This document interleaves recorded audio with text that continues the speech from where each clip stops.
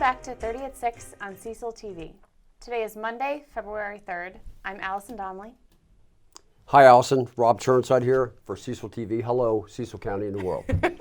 I'm happy that the groundhog Did not see his shadow. Yes. Right. Yeah, we had to look it up.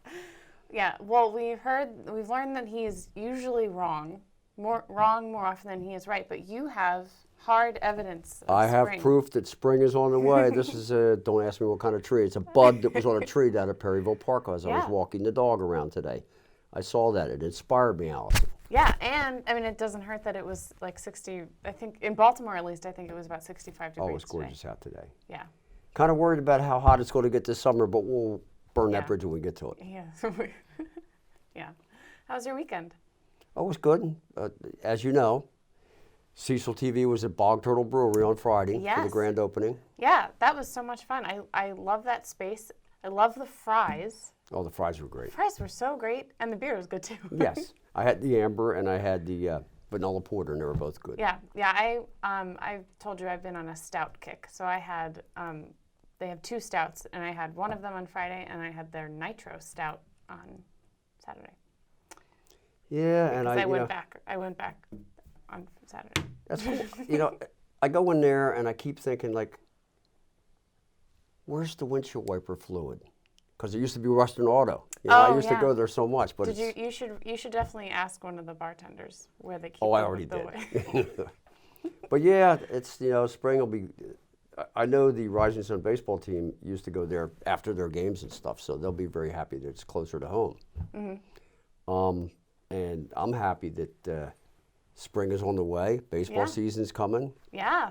Gardening season. I couldn't wait. I had to get out in the garden. Weekend. Yes, and look what I found. See if you know what this is. I have two items. One you might be familiar with. Exhibit A. That is ginger. Ginger root. There's also something else, Exhibit B. Is that not also ginger root? It looks like it. It's what you call, Alison, a Jerusalem artichoke. Whoa. And as I was turning over a bed in my garden, I just happened to see some of these. They have a lot of culinary uses, and I will describe this to you and even make something for you sometime in the future. How about that? Cool. And we could share it with our viewers. Yeah, so what kinds of things do you make with, I already forget what it's called. Jerusalem artichokes. Okay. Girasol in the Latin. Ah. Do you use it the same way you might use ginger? No, it's not a flavoring. Oh, okay. You're just going to have to wait. All right, just trust me on this one. I'll trust you. All right, so what else do we have on the show tonight? Well, we have our regular meeting with Alan McCarthy, Dialogue with Leadership, and we'll talk to him a little bit about school funding and the budget, and also the census, because Cecil County is gearing up for the census. Wow. Yeah. And then we've got Erica Berge, who is talking to us about a new nonprofit in Port Deposit called Community Connecting Us. And then, of course, we have Patti Paulus talking to us about the First Friday in Elkton, and then what's going on at Pallet and the Page. Sounds great. Can't wait. Yeah. We'll be back after these messages.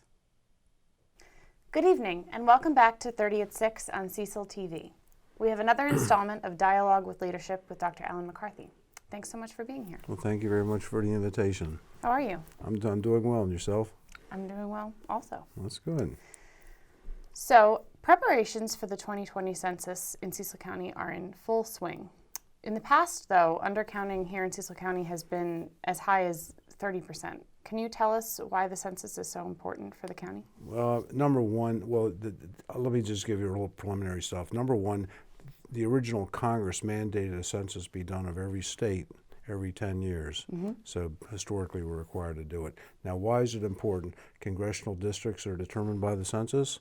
Legislative districts in the state are determined by the census. Mm-hmm. And also the number of senators and delegates that we have in each jurisdiction is determined by the population and where it goes. I mean, for example, if you have good economic conditions in one location, the people might go there.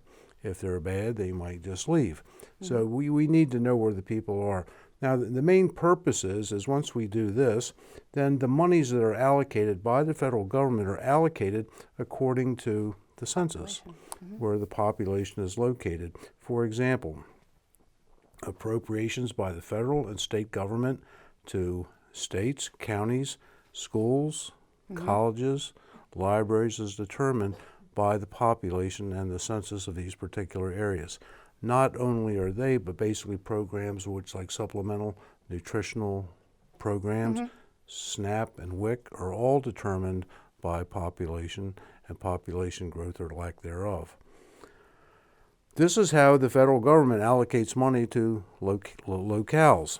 Now, the other important thing that I can say is if we do not have an accurate census for, let's say, the number of people in the state of Maryland. For example, there's 6 million people in the state of Maryland. The last census, only 73% of those people were counted. If you multiply that number of people, which is roughly 1,600,000 times 1 million times $1,800, we're looking at some serious money that the state is not getting for different programs. Right. For example, road construction, new schools, libraries, and things of that nature. So that's why it's so terribly important for the citizens to make a concerted effort to clearly and accurately demonstrate the number of people that live in their households or whatever apartments or buildings that they live in. Right, and it's also, of Yeah, course, absolutely right. incumbent on the states and the state to allocate resources to Yes, reach these exactly. people. For example, there's like the last census was $675 billion which have been spent. And the thing is, we're entitled to a very large portion of that, and it's important that we get it. Right. I agree. Does that pretty much answer that question? Yeah. Well, speaking of funding, I know that Cecil County Public Schools is seeing a bit of a decline in enrollment, and meanwhile we have a general wealth increase in county incomes, which can lead to a decline in state funding. So can you talk about the relationship between a decline in enrollment and maintenance of effort and the county's requests for more school funding, or the public schools request for more funding, how that works together? Well, the number one, the maintenance of effort is required by the state, and basically it's a mandate to the counties that they can never withdraw funding to the Cecil County Public School System or any other school system. Concerning the WPP, that's the worth per pupil, the county has done financially very well in these last few years, and the state reevaluated how well the counties are doing. Cecil County had the highest increase in the wealth per pupil in the state of Maryland. Wow. Which is, I'm very proud to say that we have, but unfortunately, there's some negative consequences that go with that, is because we have a declining school population and we also have an increasing wealth per pupil in Cecil County, they have elected to basically give us less funding than they normally would. So that amount of money, I don't know what that is at this particular point in time, will be required to be paid by Cecil County to support public education. So that's how that works. Okay. And we will continue to do that. I'm proud to say that we're doing it. Hopefully we will continue to be a leader in wealth per pupil in the state of Maryland. But we're off to a good start, and hopefully we'll increase the level of education for Cecil County Public School students. Something, I don't want to get into this today because I have some research to do on it myself, but I'm very curious to see what impacts the Kerwin Commission will have here in Cecil County. Well, that'll be very interesting to see, too. I mean, the government is sworn to veto it if it basically is passed the way that it's anticipated, but we'll wait and see. Right. I think there'll be many changes before it passes through the legislature. Yeah, I think that's probably true. According to the State Highway Administration, the major structural components needed to complete the 272 bridge in Northeast, the one going into Northeast, will be installed this weekend. That's correct. So that's great news for drivers and the town of Northeast. Are there any other infrastructure updates? That's pretty much the major thing. They had some huge piece of steel which was supposed to span the distance between, I guess, the north and the south over top of the railroad bridge, which wasn't quite properly made. That's been the big delay. But once it's installed, I think that work will resume at a very rapid rate, and hopefully we will have that bridge ready for traffic by the end of the spring Okay. or beginning of the early summer. Well, that'll be great for. Yes, it is. This for has the been held up Pennsylvania for media. close to 5 years. Yeah, yeah. So, in your State of the County address last week, you talked about your a tax credit that you're proposing for senior citizens and retired military people. What's that about? Well, this is what it's about. When I first came in, I had to raise the taxes in order to balance the budget and pay the bills. And we have balanced the budget for 3 consecutive years without using the unassigned fund balance. Now, that's a pretty important and a very complex maneuver that we've pulled off. During that period of time, we've put Cecil County in much better financial condition, better than it's ever been before. Now we do have the resources, and I would like to basically start to give back the monies that these people have paid in over a period of time. And we're going to do it by helping the people over 65 years of age who are on limited income, who have a house which is under a certain value, and their wages are under a certain value. So we haven't completely finalized exactly how this will be, but we will be the first year of returning to our senior citizens and military people a significant tax refund from their property taxes. So I'm really kind of excited about it, and I think it'll be really an excellent program, and hopefully I can do it more inclusively as each passing year goes by, and the revenues from big businesses we've attracted to town basically start to pay at a higher rate. What do you mean more inclusively? Expanding, like increasing the income Well, threshold? no, maybe more people, Okay. or even possibly reduce the taxes for everyone involved. I mean, I can't say that I can do these things right now, Right. but you have to look at the future, earnings income of Cecil County. When do you think we'll get to see the outline, I guess a closer Well, look at? probably within 1 month, I would guess. Certainly no more than 6 weeks. I have to present it to the council. The council has to basically approve it and vote to approve it, in which case it'll go into effect on July 1 of 2020. Right. So next week, I believe, or the 11th, you have the and it's an opportunity for citizens to provide input on the budget. That's correct. So for our viewers, if you have an opinion on the budget and how our money should be spent, that's on February 11th at the County Administration Building. I would love to see them there. I mean, it's important for me to know what they want because this is their county. Yeah. I'm just trying to properly administer it according to their wishes and desires. Any other updates? No, not really. Everything's going well. Campaign season, as you know, keeps me busy. Yep. I have 4 competitors now, 3 Republicans and 1 Democrat.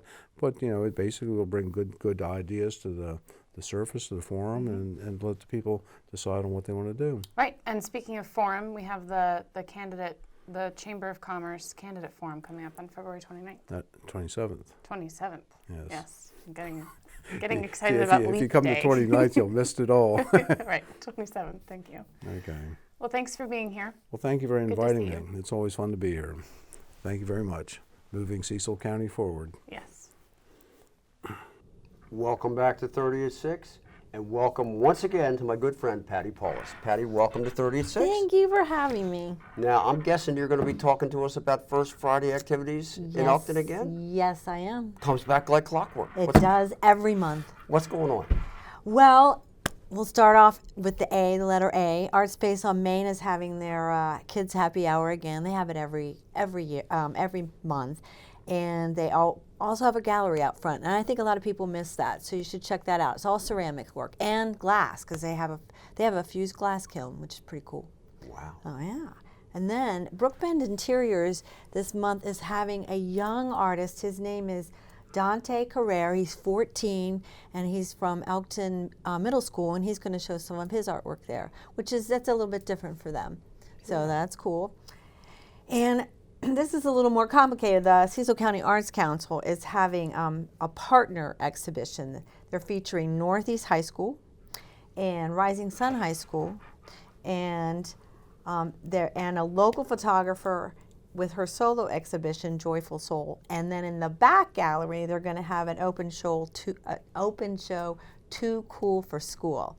So that's and music too.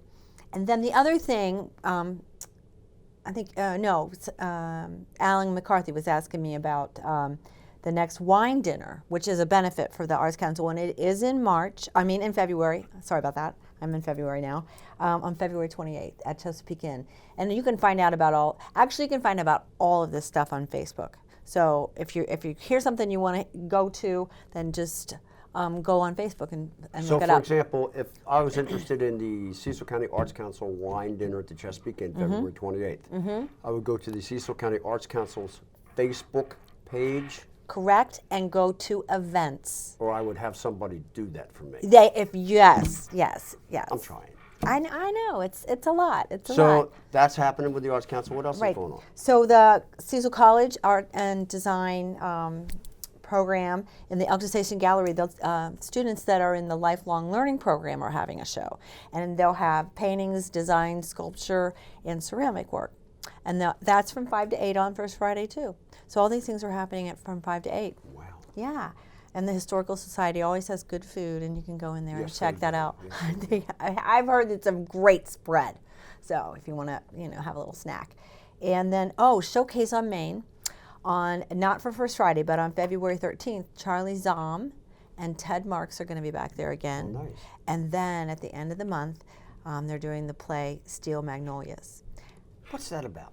It's about let me see, 1, 2, 3, 4, 5, 6 women friends. And one of them, I believe, is sick. I saw the movie ages ago, but it's an all-woman cast, and it's the 21st and 22nd. There's an 8 o'clock show on Friday, and then a 3 and an 8 on Saturday, and then it's the following weekend. And I believe the opening night's already sold out, so you might want to get your tickets. Yeah, and when is that again? That's February 21st and 22nd, and 28th and 29th. Okay. Which reminds me, it's a leap year. It is leap year. The 29th is Sunday. Yeah. No, it's Saturday. Isn't it Saturday? I think it's... Because Friday, I think, is the 28th. Okay, well, Yeah. it's happening again. It's happening again, because So ladies out there, you get to propose. Isn't that how it works? Yeah, I guess. I'm done with that. I'm already married, so What that's else is good. going on? So we'll talk about the palette and the page now, my gallery. We're having our annual member show, which is really great. So at this one has no theme. It's called Some of This and Some of That. We have 14 different artists showing everything from some sculptural ceramic work to paintings and jewelry and everything in between there. And then we have pianist Tom Christensen playing. And we have 2 authors again, Catherine Houghton and Jay McFan, and they're going to be signing their books. And we have the book psychics coming back from the Cecil County Public Library. Oh, good. But Allie Charles has moved, which is sad. But Kim Anguish will be there and Megan Coleman, so that's really fun. People can find out about new books. Well, you have a great selection of used books, though. Yes, we do. And we have all those local author books, too. So that's cool. Yeah. Awesome. All right, so, and then we have some live demos at Sue's Quilt Studio and Tidewater Tattoo. People can go in and check those out. Millstone Jewelers is doing a customer appreciation week, and it starts on First Friday, and they're having raffles and discounts and sales that'll go for the whole week. They're very happy to be in Elkton, and they want to thank people for supporting them. So that's why they're having that week. Awesome. And of course, we have refreshments in downtown Elkton and Central Tavern. It's open till midnight. Elk River Brewing has live music with Acoustic Martin and Company, and they're doing a Girl Scout cookie pairing with beer. So you get 5 cookies paired with 5 beers for $15, and all the proceeds go to the Girl Scouts. Wow. So that's kind of cool. And Minicane's has Shotgun Betty coming at 8 o'clock. And Spork, I believe they're going to try to be open every first Friday, and they have their menu is meatloaf. It starts at 4 o'clock. Meatloaf with mashed potatoes, and then a seared chicken with, I'm going to try this French, haricot. I can never say that right. Anyway, it's green beans, French green beans. And that's it. Cool. Yeah. That's a lot. It is a lot. It is a lot. That's a lot, and we're not even in the warm weather yet. No, we're not. But according to the groundhog, by this time next month, which comes back like clockwork, it'll be warmer, it'll be spring. I guess. I want some snow, Rob. I want some snow. It's in my phone, but when that day gets here, it's rain. I know. I know. Anyway, thanks for being on the Gosh, show. thank and you. Thanks for coming back and keeping everybody posted on First Friday. Thank you so much for having me. I love it. Let's All do right. it again real soon. Okay. All right. Thanks. Welcome back to 30 at 6 on Cecil TV. I'm here with Erica Berge, who has started a nonprofit in Port Deposit called Community Connecting Us, and she's here to tell us about it. Thanks so much for being here. Hi, Alison. Thanks for having me. How are you? I'm doing very well. Thank you. So, what is Community Connecting Us about? It's an asset-based community development program. So what that means is that instead of focusing on deficits that people find in the community, we're focusing on individual and the community's strengths, giftings of head, heart, and hands, and really taking inventory of that and using that to benefit other members of the community and empowering those with those talents to utilize them. So, rather than the organization being focused on like picking up litter or community beautification, it's focusing on the great things that the community already has and bringing them together. And a lot of times, like in the instance of litter, there might be someone in the community that's very passionate about environmental issues. And so it would be allowing that person a place to come and talk about that passion and kind of find like-minded individuals to come alongside of them. And then they would go out into the community and pick up litter. That is so neat. Yeah. So, what kinds of things have you done so far? We did a Thanksgiving dinner to kind of kick off the organization, and we used that opportunity not only to gather together as a community, but afterwards we went and delivered meals to a veterans home because of our surplus, which is kind of our asset at that time. We were able to take it and share it with someone else to kind of spread that along. So we've done different health classes. We've done art classes. We've done after-school hangouts for kids. We've done senior citizen program that we've just recently started up. For Martin Luther King's birthday, we did, so we did a slime bar for the kids where we did peace and love slime. They got to make the gooey stuff and put their own thing in it. And we made I Have a Dream catchers, and we got to talk about Martin Luther King, his life, his ideals, and why that's still important today. So it was really neat to have different people come and share those different aspects. Cool. So where are you located, and why is that a significant part of your mission and goals? Yes, we're like right, in Port Deposit, right on Main Street. It's was known as Nesbitt Hall, which was part of the Tome School at one point. It was part of Tome United Methodist Church, and it's a great place to be. It's exciting because the school bus drops off right in front of our building, so we have these middle schoolers that come and hang out with us, and we really love, the history of the town is one of its biggest assets. It's something that everyone knows about the town, and it's something to be celebrated. And so when Tome Memorial Church closed down a little over a year ago, those buildings have sat empty. And we all know what happens when buildings just sit with no one living and being in them. And so they're beginning to fall apart. So it's really exciting that we have this opportunity to go into, first of all, Nesbitt Hall and open this up as a community center to gauge the interest of the community. Being asset-based community development, again, the community decides what programs and what things go on in there, and they really decide how much they're going to be involved. And so we're hoping that we can get the involvement set for Nesbitt Hall, because if we can, then we'll not only move out of the walls of Nesbitt Hall, but then we can move into Tome Church and revitalize that, as well as the parsonage right next door to Nesbitt Hall. And so the community actually has this opportunity to partner with one another and with us to save these properties and to make them useful, not just for a business that might come in and purchase the properties or something like that, but for them to still have ownership and have a say in it. And to me, that's really exciting. Yeah, that's really because, exciting. If somebody else comes in and they make it into apartments, or they make it into a gastro pub or something like that, then they lose, all say in it.